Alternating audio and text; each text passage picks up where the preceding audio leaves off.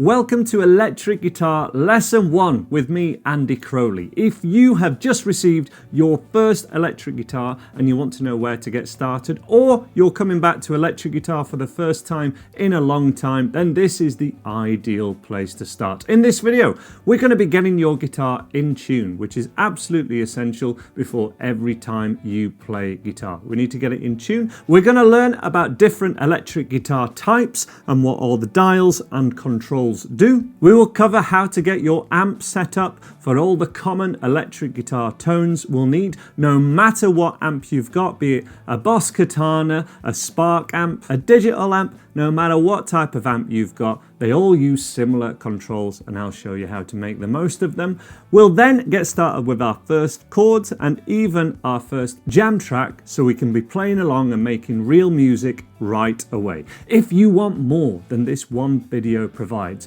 check out my new 10-day electric guitar program here on YouTube to get 10 free song tutorials ideal for electric guitar beginners and learn a new song every day. If you want even more than that, this video basically summarizes level 1 of my more comprehensive electric guitar beginners course, arranged into 9 levels with song tutorials, practice routines. I'll link to that at the top of the description below. But we can't do any of that unless your guitar is in tune, so let's have a look at how we can do that now. For beginners or professionals, the best thing we can do is get some kind of digital tuner. This is my favorite for beginners. This is a clip-on Polytune by TC Electronic. A Polytune tuner means that we can simply strum all 6 strings, and when you mostly get green in a line, that's when you know your guitar is basically in tune. You don't even have to strum a single string. You can just strum everything and know that you're pretty close. However, the best thing that we can do is pick individual strings and check them one at a time, going from string 6 to string 1. And the tuner notes we're aiming for are E, A, D, G, B, E, Eddie 8, Dynamite, Goodbye Eddie, or Elephants and Donkeys Grow Big Ears. You choose which mnemonic works for you, but we do need to know those letter names because this first one might be at a different note. It might not be saying E, and it is best to try and come up to pitch rather than go down. So if at any point, you know, the E has happened to go to F, which is rare, but it can happen because someone's messed around with your tuning pegs, come down and then up to the note like this fashion. Something to be aware of is when you see the little dot on this one or on any tuner, that means sharp. So if I go down even more, you'll see that we got C sharp to D, then it moves up to D sharp, it moves up again, goes round E, and there we go. Next one A, and let's move this one down so that you can show how we move up to the note, G sharp.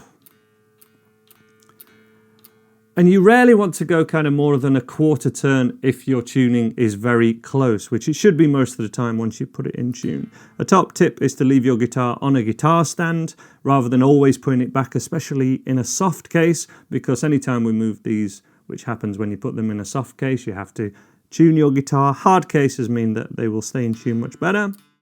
Let's move up from the C to C sharp to D, G, B, and E. One thing to bear in mind is a guitar is always slightly out of tune due to something called equal temperament. So anytime they're a little bit out, try and get it as close as you can. But when we learn our first chords, or when you just strum everything with this Polytune tuner, you'll be able to see that it's pretty close to being in tune. We can do the same on a Fender style headstock with everything in a line, just going from 6 to 1. Again, the same thing works where we can just strum and see that everything's pretty close.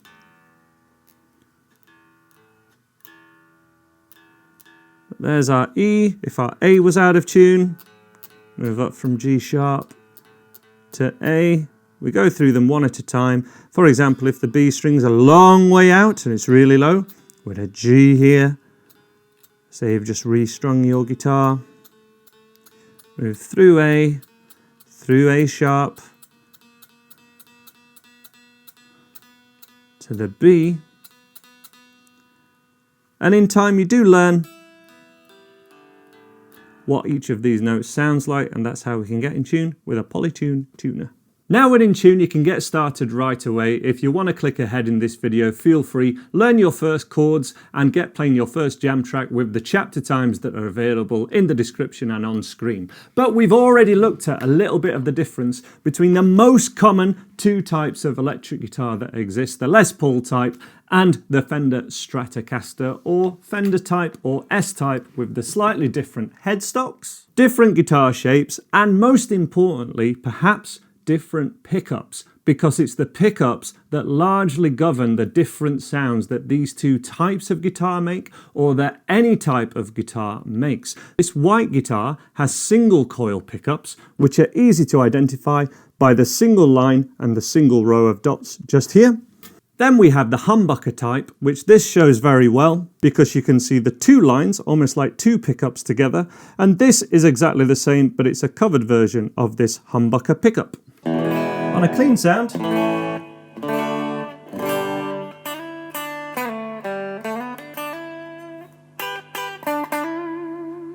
that's what it sounds like, unless we change the amplifier to the crunch setting, in which case we get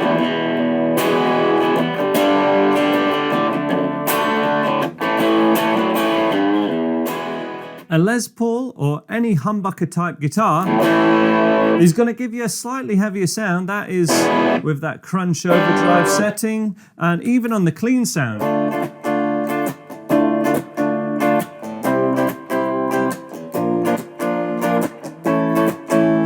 It doesn't sound quite as crisp or as sharp as the Fender Stratocaster because of the humbucker pickups. There are other types like a P90, which sits between these two, but these are the main two to get used to, especially as you can visually identify quite easily which is which, and these are the most common types of beginner guitar.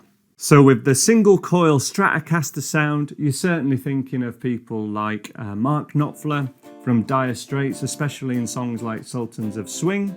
You're thinking of Jimi Hendrix with songs like Hey Joe or perhaps Little Wing. And with Les Pauls, you're thinking more the Jimmy Page sound of Whole Lotta Love and Rock and Roll and those songs. Or Slash from Guns N' Roses, of course, with songs like Sweet Child of Mine and November Rain and what's another heavier one? And Paradise City. Now let's have a look at how to get an amplifier set up no matter what type of guitar amp you have. The example I'm using in this video is a Boss Katana 100. We have basically the same controls on any type of Spark amp, digital amplifier, app, or anything that you're wishing to use to be able to get us some electric guitar tones, which we need to plug in for. We plug our jack lead into the guitar like so.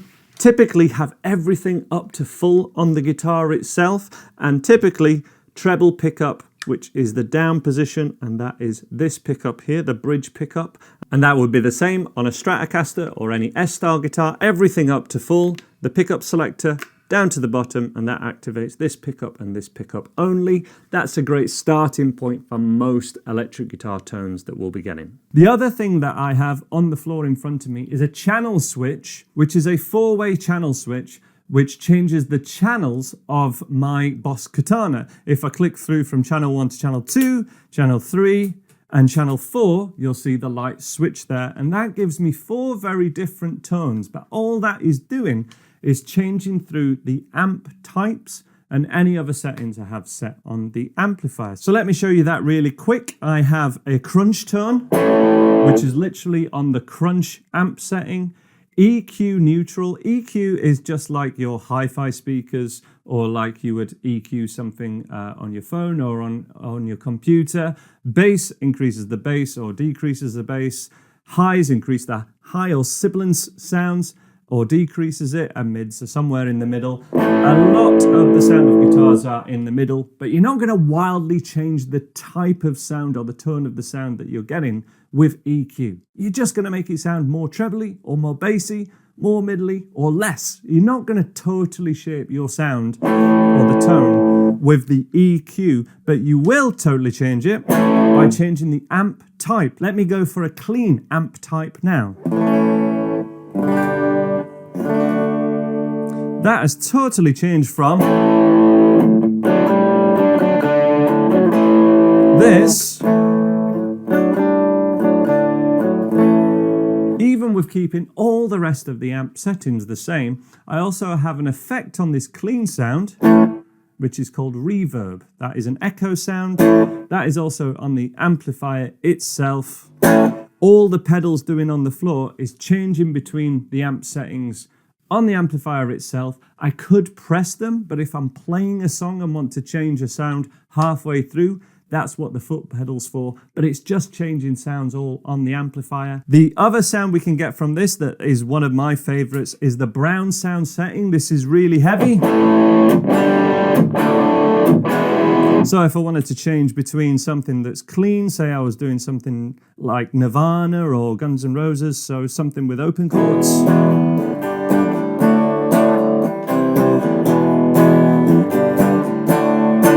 I can change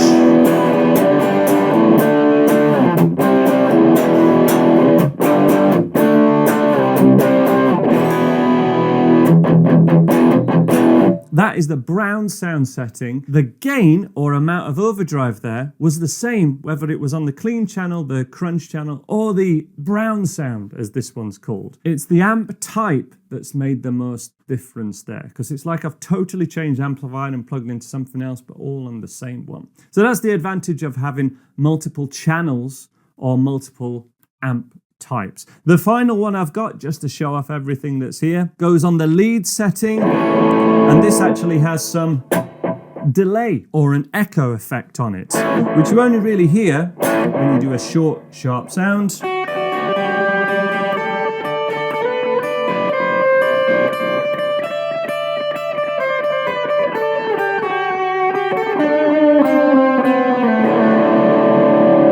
It has to be said is very U2 or quite 80s, because that's when a lot of these effects kind of came into the mainstream. All of those effects that are on this Boss unit are also available as stomp box effects, as separate ones. And of course the advantage there is if I don't like the delay sound that the amplifier has, or if my amp doesn't have any effects at all, we can buy them individually. If you do find that you like bands and songs and guitar sounds that have a lot of effects to them, especially if you're a fan of 80s and 90s music, particularly in the rock or pop genres, then perhaps something, let me lift this up, perhaps something like a multi-effects unit could be handy. This, as you can kind of see, is like a lot of stomp box effects. This is literally how this one's designed, my old Boss ME70, so multi-effects. Just means we've got a lot of stomp boxes on them, even wah pedal or volume pedal, things we wouldn't expect to be built into the amplifier because this is a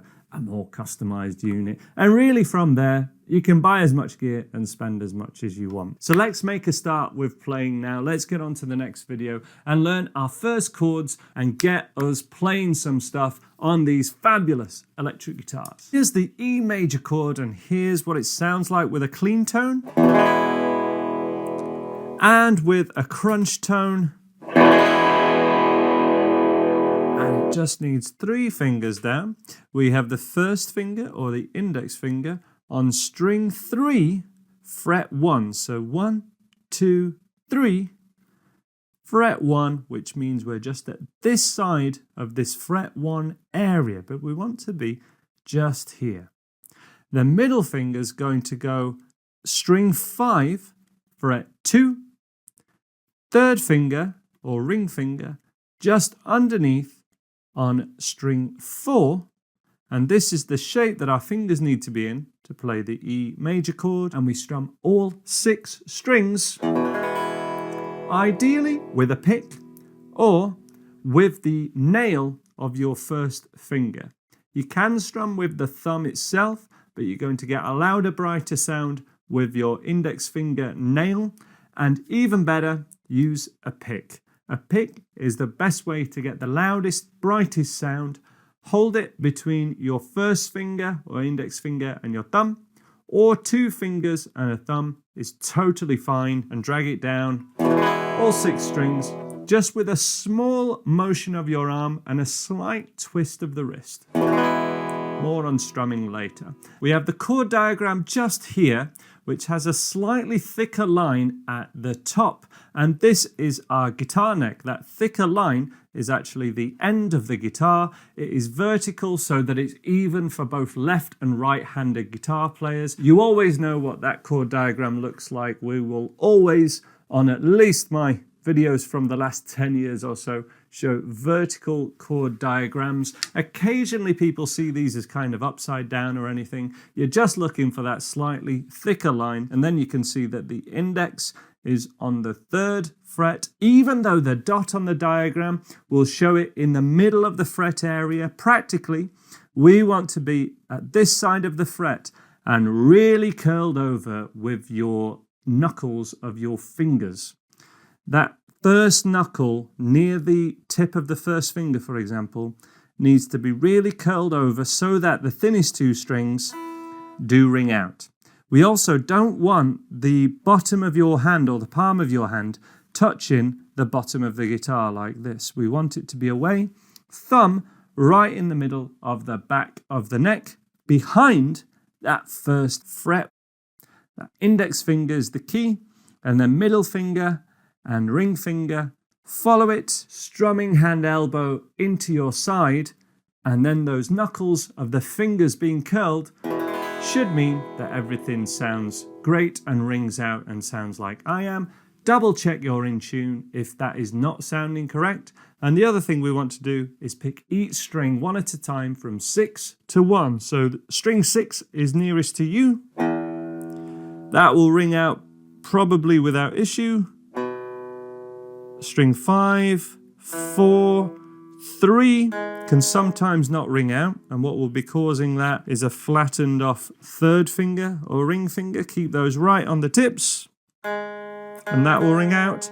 String 1 and 2 are all on that first finger being right on the tip and not too flat, and then making sure we're not touching the bottom of the guitar, and that is our E major chord. Now that is going to take a little bit of time to bed in, and we built that into this course, and for that reason, especially on electric guitar, I want to show you straight away another option that we have to play an E major chord, especially when we have a more overdriven or kind of chunky sound, and that is to play something called a power chord. You might have heard of these before, you might have played one before, but we have the major chord, which major or minor chords are the bulk of how we do strumming songs on guitar. But many of the songs in this electric guitar course, whether they're rock, blues, or any genre, actually use something called a power chord, which we can play simply with one finger. And if we just relate it back to this E major chord for a second, where the middle finger is where we're going to place that first finger, because all we're going to do is play string 6 and string 5 together from the E major chord. And if I play this with the heaviest sound that I have on my amplifier, yeah, that sounds really rocking. It doesn't have to be that heavy though. This is not just a rock music thing, though that is what it's synonymous with. We can play it like this, or with palm muting, and this can be how we play a lot of songs. And all we need to do is place the first finger, the index finger, where we had the middle before. This is on string 5, fret 2. Super easy. Lots of songs use this. This is the first chord of Back in Black, of I Love Rock and Roll, of so many fantastic songs, especially by AC/DC, or in the classic rock genres, but also by the Beatles and the Rolling Stones. The trick is we only want the thickest 2 strings to ring out, and we just do it with a slight twist of the wrist, like this. And then we silence. Silence is very important with power chords because they're so loud and overbearing. We want to also mute or silence them. And that is how we play the E5 power chord, sometimes just called a power chord just for short. And we'll be checking in with this a little later, but we're mostly going to be checking back in with this E major chord, because if we're going to strum any songs at all, we are going to need major and then minor chords, not just one finger power chords, because although this sounds awful fun, We're going to limit ourselves to one type of song if we just do power chords. And with major and then later minor chords, we can play anything at all. And a recap of that is index finger on string 3, fret 1, middle finger, string 5, fret 2, third finger just below the middle finger on string 4, fret 2. That's our E major chord. Here's how I recommend we learn the A major chord, and here's what it sounds like. Here it is with a little more overdrive. And this is our second essential major chord alongside the E major, which is why I recommend we learn it like this. However, especially on electric guitar, this second fret can be awfully narrow, and if you are struggling to get 3 fingers how I show here, although anything new is always a struggle, so don't be too distracted from this, especially if you need help with the change. But we do have the option to have 3 in a line here. Let me talk you through this. Whichever way you want to play it, the diagram's going to look the same, and it is 3 fingers placed down from string 2 on fret 2 on strings 2, 3, and 4. In a line, we would place them like this because we want to get all fingers as close to this side of the fret as possible, but even I need to have my fingers on this angle, and that is especially true when we have good chord playing technique, which is the elbow into the side, relaxed, and a chair with good back support, not slumped on the sofa like this kind of thing, which is awfully tempting, I know, when you're chilling out and wanting to practice guitar. But please sit upright, elbow into the side, fingers on an angle facing towards you or towards your strumming hand shoulder, and fingers 1, 2, and 3. And we strum this time from string 5 like this. The second option and the preferred option, because of the chord change, playing a chord isn't hard. Playing changes is the thing we'll have to practice. Index finger goes in the middle of the other 2. It's on string 3, middle finger above, third finger below. Feels a little bit funny compared to the other one. And again, we strum from string 5, and I actually have my thumb sat on top, which I'll talk more about in a second. It's not like this, it's just sat on top.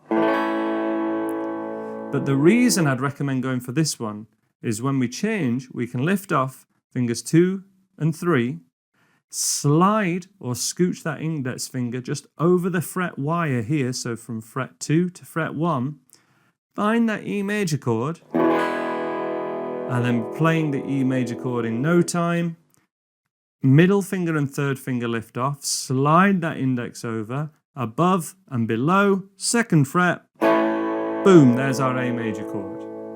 And these are major chords because we're strumming a lot of strings. So E major, lift off, slide over, above, below, A major. Mute, lift off 2 and 3, slide the index over to fret 1, middle finger, third finger, and that's what we repeat to practice. Scooch, press down, strum, lift, scooch, press down, strum. So 1, 2, 3. Even starting to do some of these at the same time, like this, and basically trying to change between these as swiftly as possible. Or if you really, really prefer, this A major, 3 in a line is an option. Now let's get started with our first visual jam track. This is what you can expect in the full Andy Guitar Beginners course at andyguitar.co.uk, with songs and jam tracks all having this style of play-along video so that you know exactly what to be playing. This first one just uses those E5 and A5 chords we've covered so far in the following fashion. And we're going to strum, and then mute in kind of a 1 and 2, 3 and 4. Or the We Will Rock You rhythm, the We Will Rock You clap. Boom, boom, ja, boom, boom, ja. And we do strum, mute. 2 unmuted strums, and then silence. We're then going to do 2 strums of the A chord, and silence, and we do that again. So the full riff, a really simplified version of I Love Rock and Roll, as performed by Joan Jett and the Blackhearts, though they didn't write it. I forget who did the original. You'll let me know, I'm sure. But let's go for this. This is 3, 4, 1 and 2, 3 and 4. And then we're on the A chord, 1 and 2, 3 and 4. 1 and 2, 3 and 4. 1 and 2, 3 and 4. And before we jam along to the jam track, let me show you one thing that's actually making this really easy for me, which you might not be doing yet. And that's using the thumb. And it's by going to this extra level that when you practice this is the sort of thing we can be working on. When we play the E5 power chord, this thumb needs to be at the back of the neck, not over the top, because we want the thickest 2 strings to ring out. This first finger can actually be really lazy and just touch the other strings, and that's fine if it silences them, because we don't want them to ring out anyway. So even if I do strum loads more, it actually sounds fine. When we move to the A major chord, the first finger is muting the thinner strings, and the thumb is muting string 6, taking it out, and this right hand, my strumming hand, can now be super lazy and hit whatever strings it wants. So long as I do hit the A and the D, string 5 and 4, I can hit other strings as well. And this is how your favorite guitar players can play guitar seemingly so effortlessly on stage, or perhaps even in videos such as this, rather than having to be super careful all the time because of muting with this hand.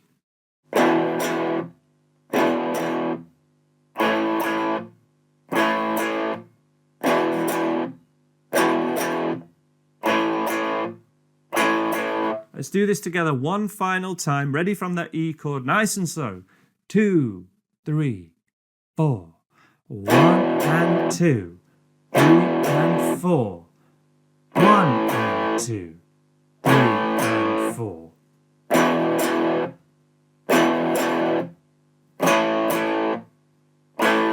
So let's have a go along to the jam track now. And to make sure these chords are sounding good, along to the jam track, we're just going to start off with one big strum for a full bar, so a spread of just the E, 2, 3, 4, A, 2, 3, 4. And we're going to let everything ring, okay? And that's where we're going to start. Join in with me from that E major chord. Wait for the count in. 2, 1, 2, 3.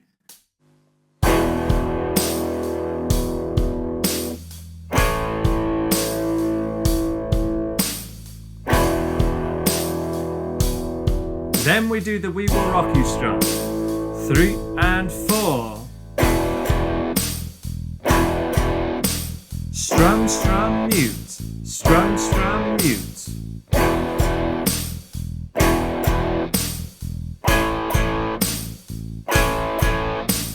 Halfway.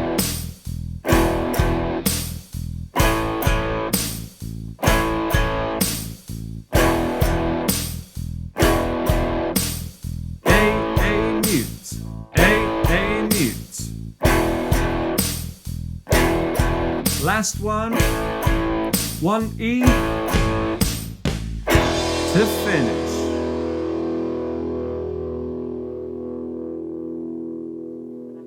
And there we are. That's our first audio jam track. If you want more actual songs, check out my free 10-day course here on YouTube for electric guitar. And if you want more help beyond that, you'll find it at andyguitar.co.uk in the Andy Guitar Electric course, which I'll leave on screen and in the description as well. But if you haven't tried already, check out that 10-day program. It is the best place to get lots of easy songs and riffs under your fingers. And I'll see you over there. Let me know how you get on in the comments below.